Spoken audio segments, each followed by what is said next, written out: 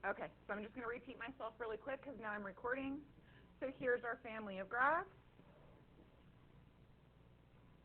We just wanted to make sure that we remembered our reference points.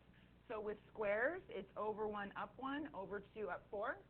With cubes, it's over 1, up 1, over 2, up 8, right? All right, so we're going to use that today. All right, function or not a function. We touched on this a little bit yesterday, right? And we used the example of the vertical line test. What was the real world example that we used? No. Aaron?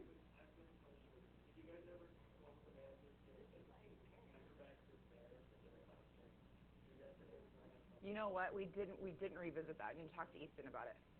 Yeah, thank you for reminding me. We did, yes. But I had a real life example about something not functioning correctly. Pizza, right? So if I go to a pizza place and I want a pepperoni pizza and it's 2 different prices, then that doesn't make any sense, right? That doesn't function correctly. So that's what we kind of want to think about when we put in a value for x. So if I put in a value, let's say I put in a value of 5 for x, how many outputs am I going to get? 1. On this whole graph right here, I'm only going to get 1 output, right? So this one, that works. That's a function. What about this one? Talk amongst yourselves. Tell me which one's not a function up there.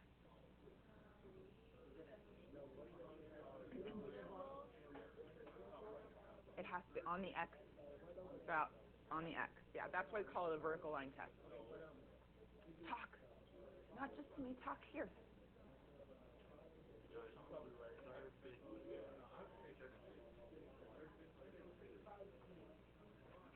Right. I'm, again, really excited. Put it away. 5, 4, 3, 2, 1. And I've got that on recording now. Okay. So who can raise your hand and tell me which one's not a function and why? Nate? Third one, why? It's all messed up. Okay, how about let's see where it shows us that it's not a function. At 2, right? So if I go over 2, I would have an output here and here. I'd have 2 outputs for the same input. So that's not a function. Same thing with Jay, which one? Number 5. I love how you guys are numbering them for me. I should have numbered them, right? So this one is not a function, right? It doesn't pass some of you are calling it the vertical line test. Essence? You think 2 is not a function? I think it's a function. I see where you could argue it, but I don't see any point. It's never vertical though, but it's technically not a vertical line at that point. It's like this. You know what I mean? Right? So the last one, okay, good essence. So this one is not, and this one is not.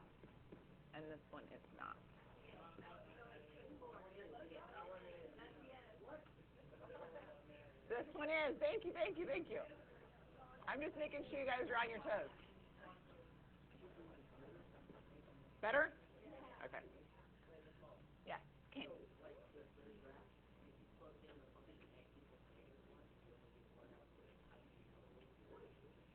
All it takes is 1 input that has 2 outputs, and that's not a function.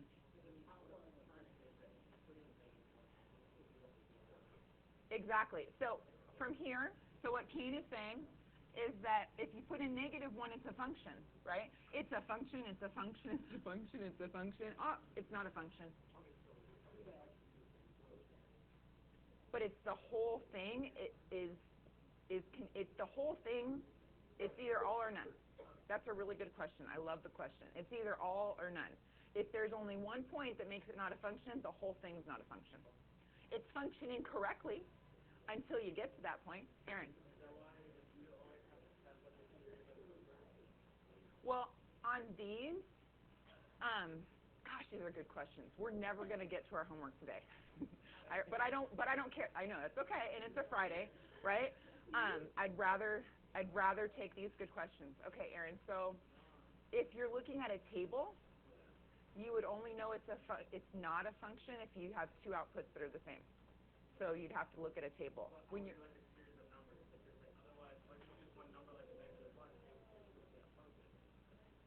Yeah, until you have the proper evidence, you don't know if it's not a function. That's kind of what Kane was saying about this one as well. Do you guys understand the question? Okay. But these are all excellent questions. So parabola, right? So I don't like that graph. I need something bigger.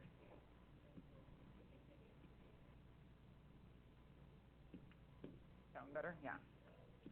Okay. So a parabola, the parabola function, until you turn it. You guys are getting ahead of me. We have a discovery today. Don't do that to me. Okay, you guys are asking the perfect questions, and they're leading right into my discovery. I know. All right. Let me go ahead and pause the recording. 2, 1. Okay, so you guys did really good on this because we just went over this. 0, 0, 1, 1, 2, 4. Okay. -1, 1, -2, 4. Those were your reference points that we just went over. Then I asked you to list them as ordered pairs. So, and the reason I thought that wasn't necessary, but Miss Liz reminded me sometimes you guys don't put together that this table are ordered pairs, right? So 0, 0, 1, 2. Sorry, 1. Good call, Miss Liz. Yep, I agree. -1, 1, 2, 4, and -2, 4. And then you guys did a really good job of graphing it. Why did I do 2, 4? Because when you put 2 into x, the input, 2 squared is 4. Remember? Okay. You weren't with me at that time when we did this. And I forget about that essence. You don't have that foundation. You good? Okay. All right, so it says, is this a function? Explain. Noelia, why is it a function? Excellent. Excellent. So it is 1 input, 1 output. Perfectly stated. That's exactly what we need to be saying with our vocabulary. Okay, if the coordinates were reflected across the line y equals x, and Jay, this is what you were talking about, y equals x, there's y equals x. Okay, no problem. So if it's reflected, this is kind of a review of what we did yesterday, correct? So if it's reflected over y equals x, Hope, what's one way I could find those points that are reflected over? Exactly. You guys hear what she said? She said we can take the inverse of the points we have here, or transpose them. So 0, 0 would be 0, 0. 1, 1 would still be 1, 1. -1, 1 would be? Good. 1, -1. 2, 4, 4, 2. And 4, -2. You guys are like way ahead of me on this. Okay, so I have 0, 0. Oh, I should have used a different color. Let's use green. It's not going to let me do it.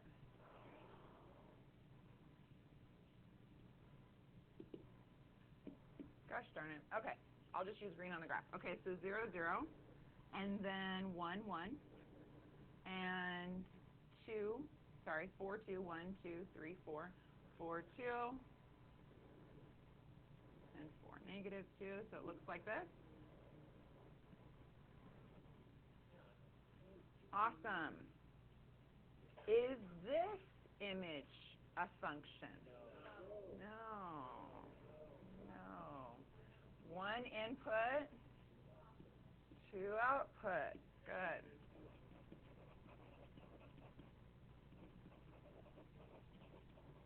Two output. Okay, moving on.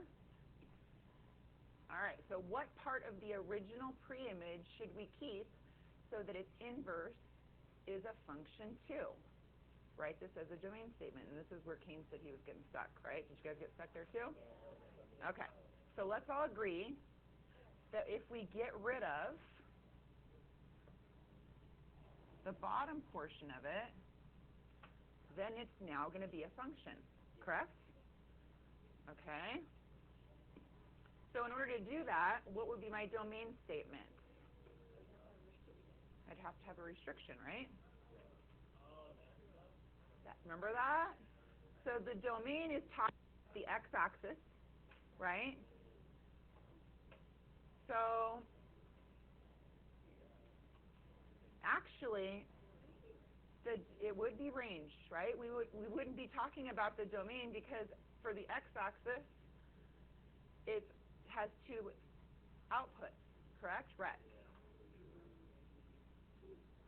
Y equals x cubed. That's where we're going Monday.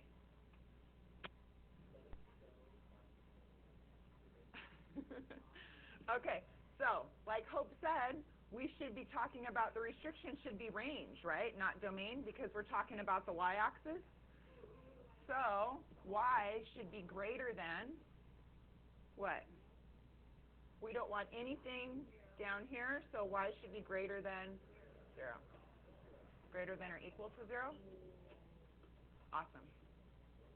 I need to change this for the other teachers. Somebody remind me at the end to write myself a note. Okay, so what's interesting is that this new function this inverse function is actually a square root function.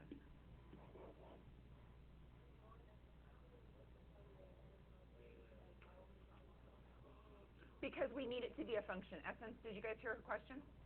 She said, I don't get why we have to cross off the bottom of this. The reason is that in order for it to be a function, it can't have two outputs. See how if I put in x is 1, I get two outputs. I get a positive 1 and I get a negative 1. Therefore, that's not a function. So in order to make it a function, we have to get rid of, where is it? Here it is. We have to get rid of the bottom portion of it. You could get rid of the top too. Either one. But normally when we see square root functions, they look like that.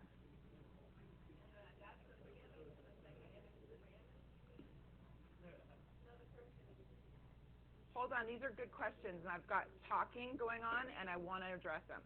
Okay, so the pre-image is a parabola. This is your pre-image, okay? If I'm talking about what's the inverse function of a parabola, the inverse function of a parabola is a square root function, okay? So I know I was talking about pre-image and image, but that's just discovering the fact that a parabola and a square root function, the parabola and a square root function are inverses of each other. Now I want to talk about that a little bit more. So what's the inverse of a positive? A negative. So the inverse of a square is a square root. You've dealt with that in Algebra 1, right? Well, now we're dealing with the graph, the inverse graph. So the inverse of the parabola, which is a square function, x squared. So the inverse, you guys already knew that from algebra, that the inverse of x squared is the square root of x, right? That's how we can solve for x. Well, now we're dealing with the graph. The inverse function of the graph of x squared is the square root of x. Pretty cool, huh? I don't like my questions. Can we ignore them? Yeah, I'm going to fix them for the other teachers. I looked at it this morning. I'm like, you know what? It's too wordy. That's what Ms. Liz said, too. It was way too wordy. Okay? I just didn't have time to change it. All right, so this is what I want you to do with the Chromebooks. So go on to Desmos, and I want you to discover, which you guys should already, there's hints right here, right? Can you guys predict how these are going to transform? Think about that for a second before you graph them. Try and predict, because this looks a lot like every other function we've done, right? It's got the x, it's got the h, it's got the k, and it's got the a. So make a prediction before you start graphing these, and it'll help you out a little bit. Here, I have a worksheet for you, too.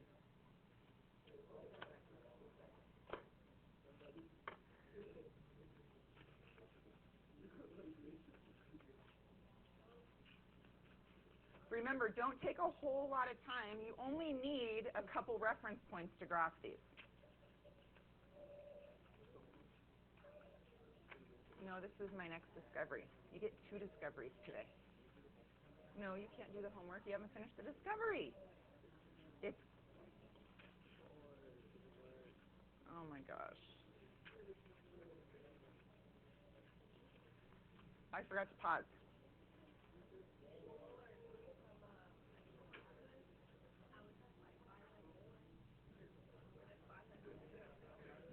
Fine. Okay, so on Desmos, if we put radical x in, this is the parent graph that we get.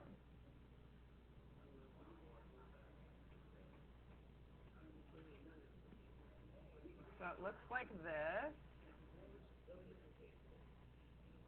And the reference points you're going to use is 0, 0, 1, 1. And then what do you think the next reference point is going to be? 4, 2, right? It's like the inverse of the square root, of the parabola. So the parabola is 2, 4. So with the square root, we're going to use the inverse. We're going to use 4, 2. So that's really the only 3 reference points that you need to be able to graph these. So it shouldn't take you that long. Good job.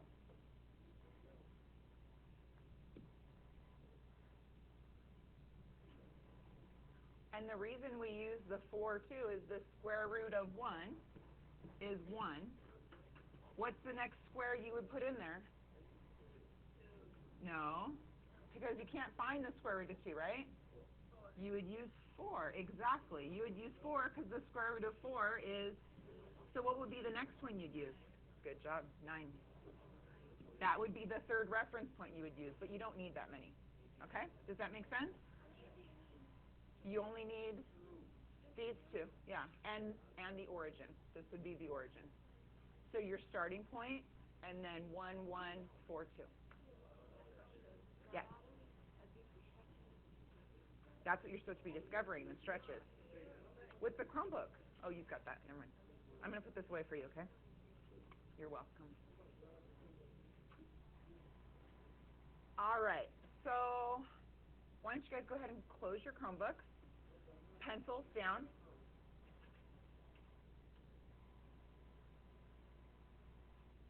You guys are completely invested in this activity right now. Okay, I think I'm going to let that go. I don't want to push it. So you guys go ahead and keep going. Keep working.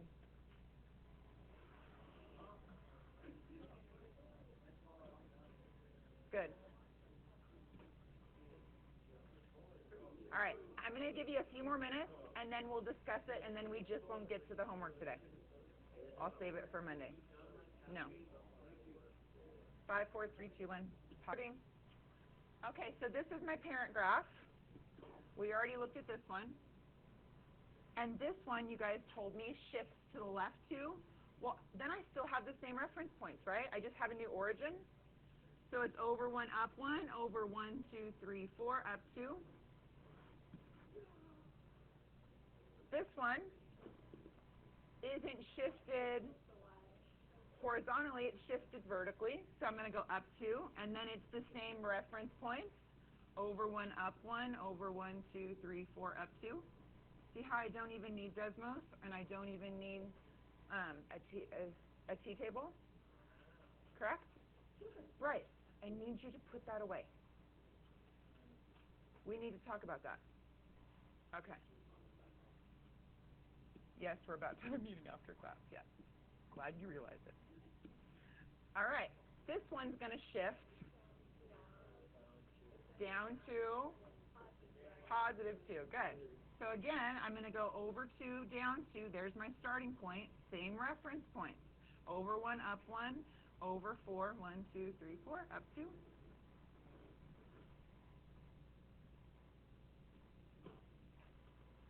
Then you guys realize that the 4 stretches it.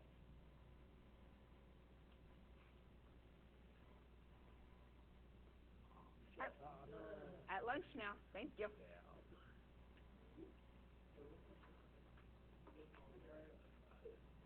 Okay. Yes, Kane.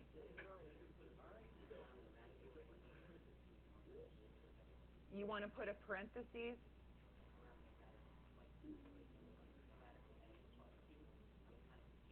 I like it. So you said you want to emphasize the fact that what's inside, like this one, you want to put a parenthesis around it so that you know that that's the radical, and then this is the K, the shift in the vertical shift. Absolutely. I like it. You're not going to see it in a book like that, but that doesn't matter, right? Okay, so this one doesn't have any vertical shift and doesn't have a horizontal shift, right? The only thing is a stretch. Okay, so I have the same origin, but instead of going over 1, up 1, I'm going to go over 1, up 4. Good, guys. 1, 2, 3, 4. And instead of going over 4, up 2, I'm going to go over 4, up.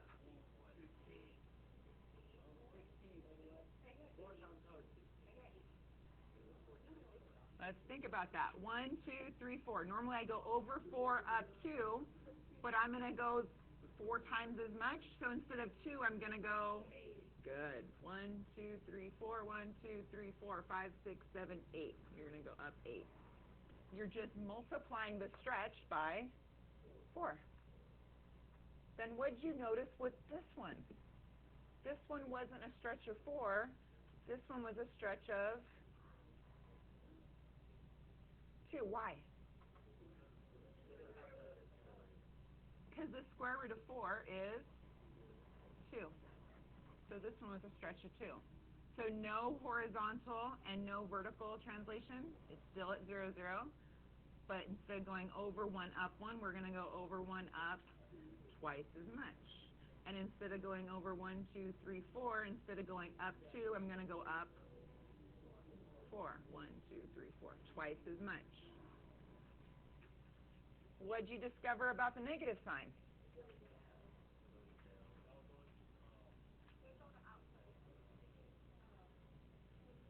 When it's on the outside, so we're still at 0, 0. When it's on the outside, it makes the radical go down, right? Makes it go down. So I'm going to go over 1, down 1, over 1, 2, 3, 4, down 2. And when it's inside, thank you, I forgot the stretch.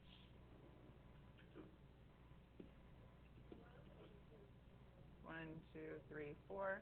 The what?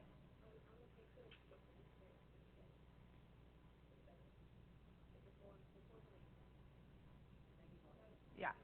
I haven't done yet. This one is a stretch of this, and then 8. 1, 2, 3, 4. Down here. Am I right? But this one stretches. This one's going to be like this. Correct? So it's going to be 0, 0. But instead of going down, you guys realize it went, instead of going this direction, it went this direction. So we're going to go over 1, up 2, 1, 2, 3, 4. 1, 2, 3, 4. Looks like that. Are we good? We're almost to the bell. All right, let's answer these questions. So, describe the effects of the parameters of H and K. What does H do? Shift horizontally? Sure. Gosh, Malik's always looking for the shortcut. And what does the K do? Shift vertically. What essence? No, the H is just like every other function we've used. It shifts horizontally. K, it shifts vertically. What does A do? It stretches. You guys are awesome today.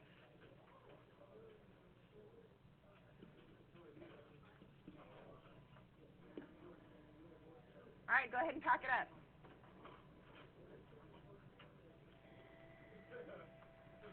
Okay, when the negative's on the inside, it goes like this. When the negative's on the outside, it goes like that.